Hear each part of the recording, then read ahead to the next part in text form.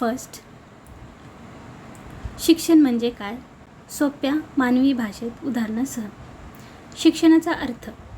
शिक्षण म्हणजे अनुभव, सराव किंवा शिकवणीतून नवीन ज्ञान, कौशल्य, सवयी, दृष्टिकोन किंवा समज मिळण्याची प्रक्रिया. सोप्या शब्दात व्याख्या. शिक्षण म्हणजे अनुभव किंवा सरावामुळे वर्तनात होणारा तुलनेने कायमस्वरूपी बदल. सोप्या शब्दात, अनुभव किंवा सरावानंतर आपण विचार करण्याची, वाटण्याची किंवा वागण्याची पद्धत बदलणे म्हणजे शिक्षण. उदाहरण, एका मुलाला सायकल चालवता येत नाही. रोज सराव केल्यावर मुलगा तोल सांभाळून एकटाच सायकल चालवायला शिकतो. हेच शिक्षण आहे, कारण सरावामुळे त्याने नवीन कौशल्य मिळवले. शिक्षणाची वैशिष्ट्ये. शिक्षणामुळे वर्तनात बदल होतो. उदाहरणार्थ, आधी विद्यार्थी इंग्रजी वाचू शकत नव्हता. शिक्षणानंतर तो आत्मविश्वासाने इंग्रजी गोष्ट वाचतो. शिक्षणामुळे स्नायूंच्या हालचाली सुधारतात. उदाहरण, पेन्सिलने नीट लिहिणे, सायकल चालवणे, पोहणे, टायपिंग, क्रिकेट खेळणे सुरुवातीला कठीण वाटते, पण सरावाने हालचाली सुरळीत होतात. शिक्षणामुळे भाषिक वर्तन बदलते. उदाहरण, धन्यवाद आणि कृपया म्हणायला शिकणे, नवीन इंग्रजी शब्द शिकणे. शिक्षणामुळे आकलन शक्ती सुधारते. बी आणि डी मधील फरक ओळखणे, एक्स-रे पाहून डॉक्टरला आजार ओळखता येणे. शिक्षणामुळे विचारशक्ती सुधारते. गणित सोडवणे, विज्ञान प्रकल्पाचे नियोजन करणे, कोडे सोडवण्याचे वेगवेगळे मार्ग शोधणे. शिक्षण अनुभव किंवा सरावातून होते, केवळ वय वाढल्याने नाही. उदाहरण, रोज हस्ताक्षराचा सराव केल्याने लेखन सुधारते. वयामुळे चालायला लागणे हे परिपक्वता आहे, शिक्षण नाही. शिक्षण दीर्घकाळ टिकते. एकदा सायकल शिकली की वर्षानुवर्षे लक्षात राहते.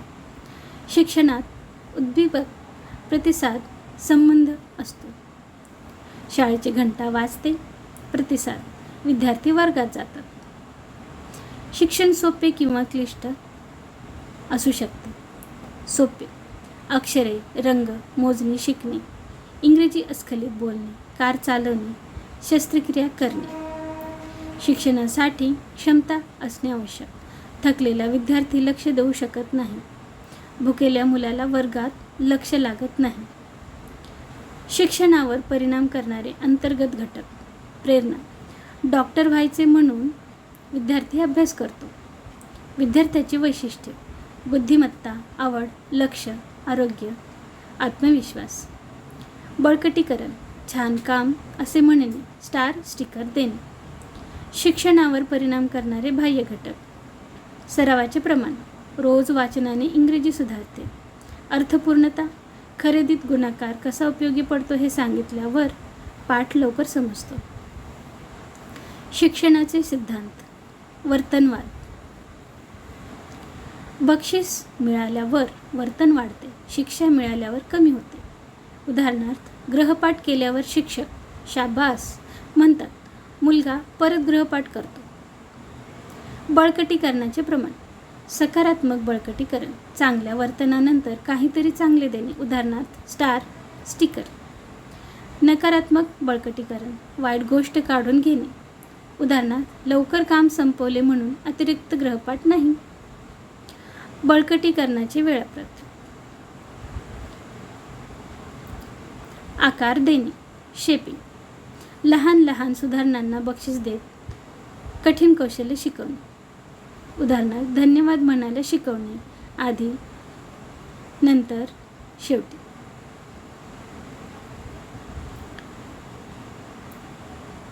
नामशेषता. बक्षीस बंद केले की वर्तन हळूहळू बंद होते.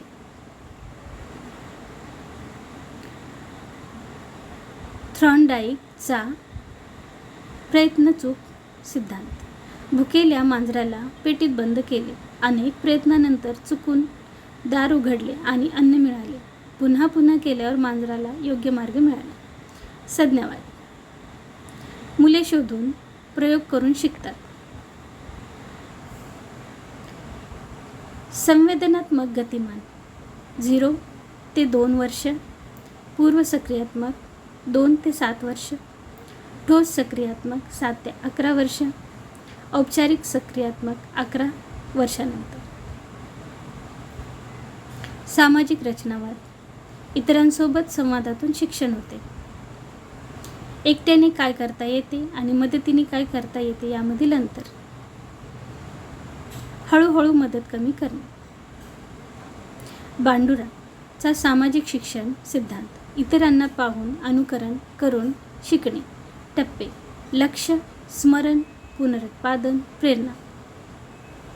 बुद्धिमत्ता म्हणजे काय? अनुभवातून शिकण्याची, तार्किक विचार करण्याची, समस्या सोडवण्याची आणि नवीन परिस्थितीत जुळवून घेण्याची क्षमता. प्रकार: स्फटिकीकृत बुद्धिमत्ता, शिक्षण आणि अनुभवातून मिळालेले ज्ञान, उदाहरणार्थ पाढे, गाडी चालवणे. द्रव बुद्धिमत्ता, नवीन समस्या सोडवण्याची क्षमता, उदाहरणार्थ नवीन कोडे सोडवणे. स्टेनबर्गचा त्रिपक्षीय सिद्धांत. व्यावहारिक बुद्धिमत्ता, दैनंदिन समस्या सोडवणे. सृजनशील बुद्धिमत्ता, नवीन कल्पना. विश्लेषणात्मक बुद्धिमत्ता, अभ्यासातील समस्या सोडवणे. थॉर्नडाईकचे प्रकार. अमूर्त बुद्धिमत्ता, शब्दसंख्या. यांत्रिक बुद्धिमत्ता, हात, साधने. सामाजिक बुद्धिमत्ता, लोकांसोबत चांगले वागणे.